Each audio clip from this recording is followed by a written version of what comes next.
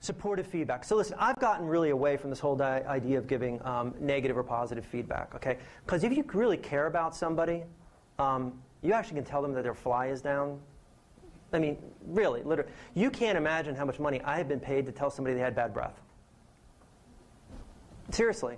Because whatever, it's such an uncomfortable thing. But here's the thing. If I really care about you, and I care about you being successful in the organization, I give you feedback. Look,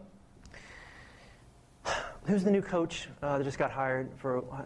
Urban Meyer, thank you. Now listen, I guarantee this, right?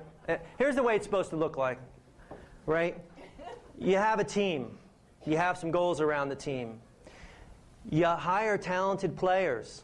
You bring them into your system, into the culture. You give them additional kinds of training that they need, college to pros, whatever, right? You then put them on the playing field. They come off, you give them feedback.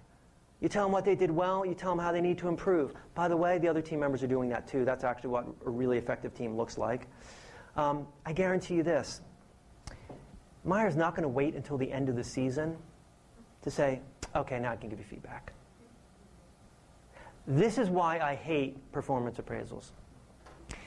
It's an excuse for supervisors to say, hey, listen, only once a year I've got to give negative feedback. Isn't that great?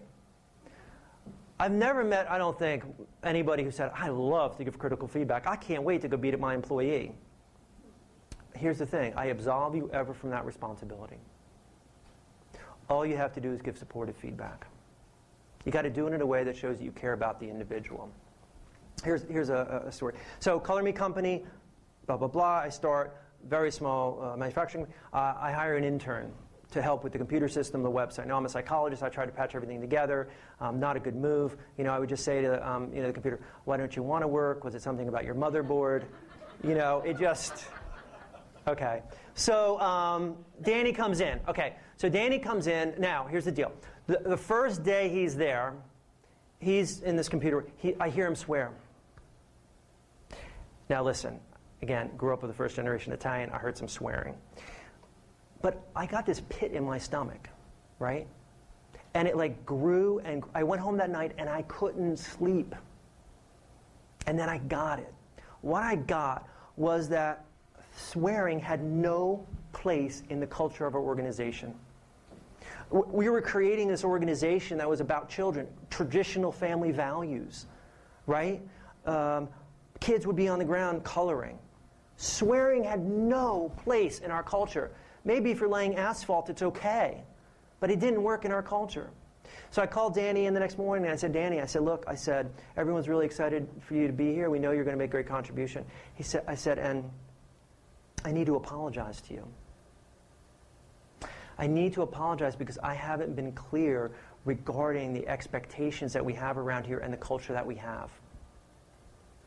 And by the way, I had spent a great deal of time when I started the company laying all that out. Guiding philosophical principles and team rules. And I never made the mistake again. Every other hiring I ever did, we started with that piece of paper. And I would say, you need to read this. And if there's anything you don't agree with, it's fine. It's just not going to be a good fit. Now, Danny's response, of course, was, gee, I'm really sorry. I apologize. And it never happened again. Right? Done. Now, was that a comfortable conversation for me to have? Not particularly. But I had it because I cared and I respected him. I respected the other team members. I respected our organization and what we were up to. When we respect people, we give them feedback. When we don't respect people, we just don't. We blow them off.